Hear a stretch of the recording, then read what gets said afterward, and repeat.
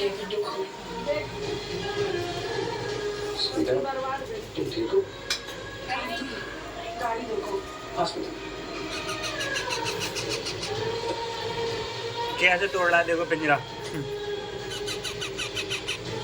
बेचारा अपनी माँ को बचाने के लिए पिंजरा तोड़ने की कोशिश में लगा हुआ है।